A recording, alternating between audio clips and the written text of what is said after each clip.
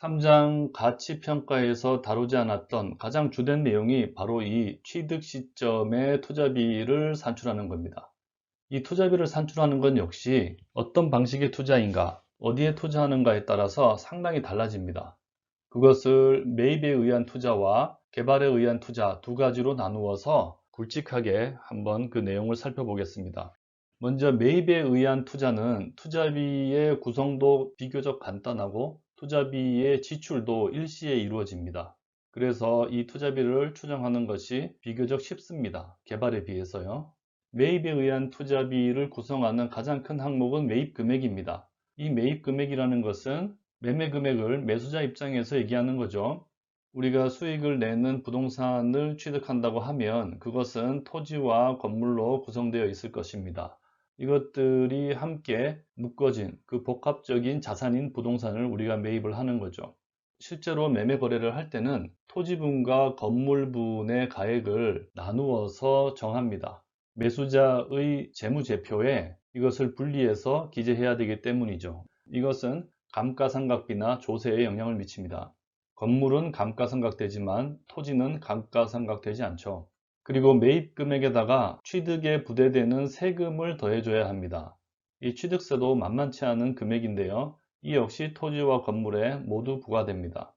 그리고 세 번째로는 이 매입을 하는 동안 필요한 여러 가지 서비스에 대한 수수료를 지급해야 됩니다. 대표적인 것에는 중개수수료, 평가수수료 등이 있습니다. 우리는 8장에서 경쟁 입찰에 의한 매매 과정을 살펴봤는데요. 그 과정에서 여러 서비스들이 많은 전문적인 서비스를 제공하게 됩니다. 그것에 대한 수수료를 지불해야 되는 거죠. 이런 것들을 다 합하면 그것이 투자비가 됩니다. 실제로 투자자, 즉 매수자의 장부에 기재되는 부동산의 취득 원가는 이 모든 것을 다 합산한 값입니다. 개발의 경우는 투자비의 지출이 좀 더 복잡합니다. 먼저 토지를 취득한 다음 한참의 기간 동안 건설을 해야 되고 그래서 마침내 완성된 것을 취득을 하기 때문입니다. 그래서 투자비의 구성 항목도 복잡하고요. 이것이 일시에 지출되지 않고 오랜 시간에 걸쳐서 지출이 됩니다. 그러니까 이 스케줄도 잘 추정을 해야 되는 거죠. 전체 금액의 구성만 먼저 보면요. 첫 번째로 지출할 비용은 토지비입니다.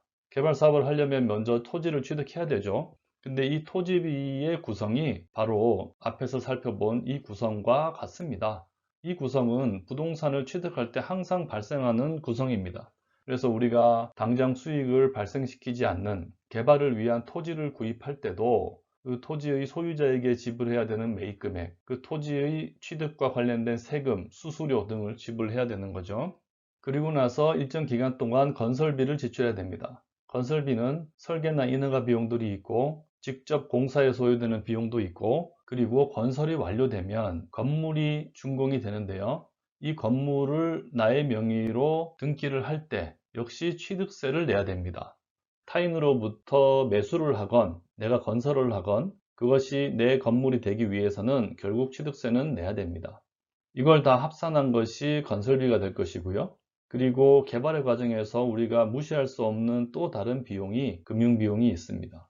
우리가 최종적으로 목적물을 취득하기 전까지 토지를 매입해서 건설을 하는 동안 자기 자본만으로 개발을 진행하는 경우는 잘 없습니다. 대부분 프로젝트 파이낸싱을 하죠.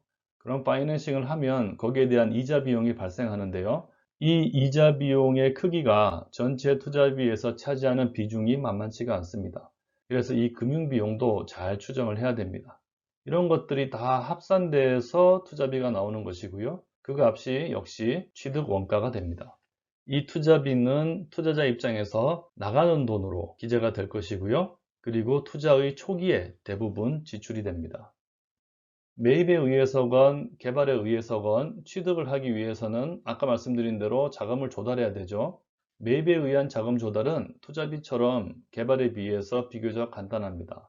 자기 자본과 타인 자본 두 가지로 보통 조달을 하고요. 이 타인 자본은 자금의 부족을 메꾸기 위한 목적도 있지만 레버리지 효과를 위해서 거의 필수적으로 활용을 합니다.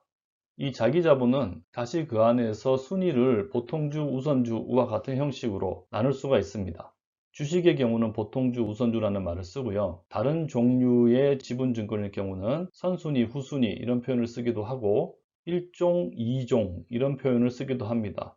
어쨌든 이 상단에 있는 우선주 성격의 자기 자본은 이익이 나면 배당을 우선해서 받고 그 대신에 배당률이 낮거나 의결권이 없는 경우가 많고요. 반면 보통주는 우선주에 대한 배당이 이루어지고 난 이후에 남는 돈이 있을 때 배당을 받는데 배당받을 수 있는 금액에 상한이 없는 그런 성격의 자기 자본을 얘기합니다. 그리고 타인 자본은 대부분 차입금으로 구성됩니다.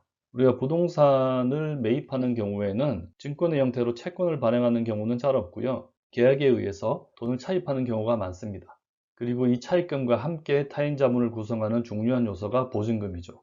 보증금에 대해서는 우리가 이미 잘 알고 있습니다. 이 차입금에서는 이자 비용이 발생하고요. 보증금에서는 회계적으로는 이자 비용이 발생하지 않습니다. 다만 이 보증금을 임차인으로부터 많이 받을수록 월세가 감소하는 그런 기회비용이 발생한다 하는 것은 앞에서 설명드린 바가 있습니다. 개발에 의한 자금 조달은 매입에 의한 경우보다 조금 더 복잡합니다. 자기 자본은 매입에서와 마찬가지입니다. 대부분 토지를 매입하는 사업의 초기에 자기 자본을 전액 조달하고요. 그리고 타인 자본은 항목이 조금 다른데요. 우선 개발 기간 동안 프로젝트 파이낸싱과 같은 차입금이 가장 큰 비중을 차지합니다. 이 차입금은 개발이 이루어지는, 그러니까 준공하기 전까지는 프로젝트 파이낸싱의 형태로 이루어지고요. 그리고 준공이 된 이후에는 프로젝트 파이낸싱보다는 조달 비용이 보다 저렴한 모기지 파이낸싱으로 전환됩니다. 그리고 개발의 경우에 활용할 수 있는 또 다른 타인 자본의 항목으로는 선수금이 있습니다.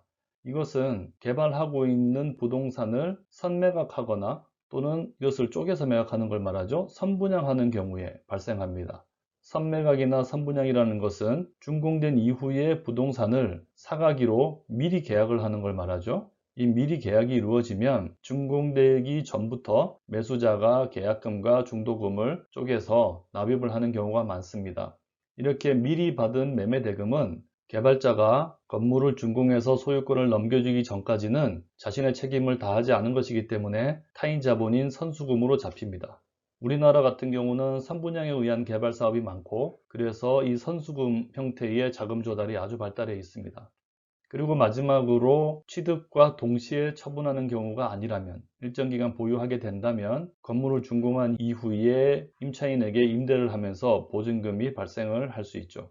그러니까 타인 자본의 조달 순서를 보면 차입금은 필수적으로 제일 먼저 발생을 하고요. 그리고 선수금은 우리가 선매각이나 선분양을 하는 경우 준공되기 전까지 활용이 가능합니다. 그리고 준공이 되면 이 차입금이 프로젝트 파이낸싱에서 모기지 파이낸싱으로 전환되고요. 일정 기간 보유한다면 그때 임차인으로부터 보증금도 받을 수 있겠죠.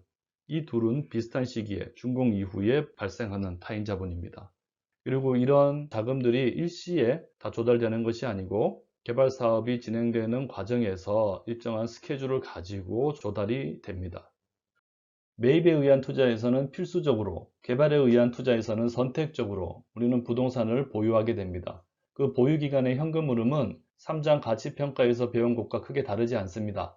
운영 수익과 운영 비용을 통해서 NOI가 나오고요. 여기서 부채 원리금까지 차감하면 세전 현금 흐름, 여기서 소득세까지 차감하면 세후 현금 흐름이 산출됩니다.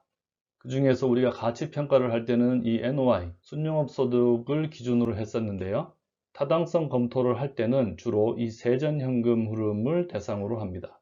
세후 현금 흐름을 활용할 수도 있지만 그보다는 세전 현금 흐름을 더 많이 쓰는 이유는 우리가 투자 기구를 이용해서 투자를 할 경우 이 투자 기구는 소득세를 내지 않거든요.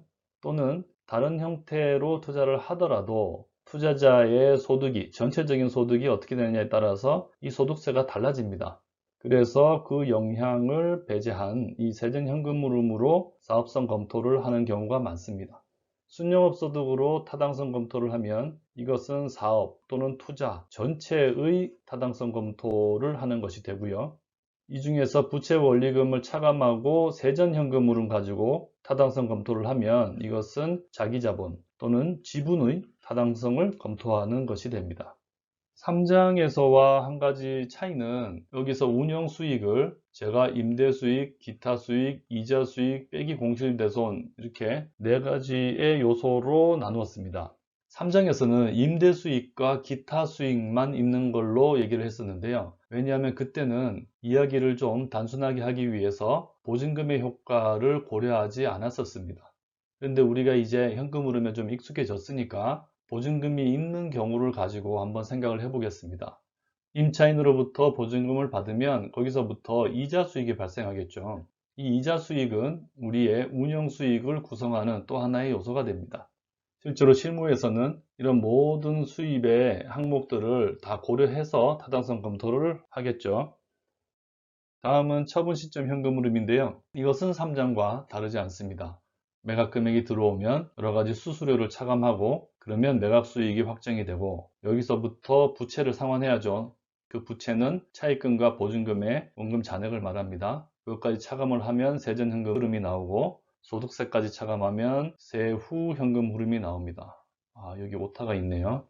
3장 가치평가에서는 이 매각 수익을 기준으로 했고요. 타당성 검토에서는 앞에서 말씀드린 것처럼 이 세전 현금 흐름을 기준으로 합니다.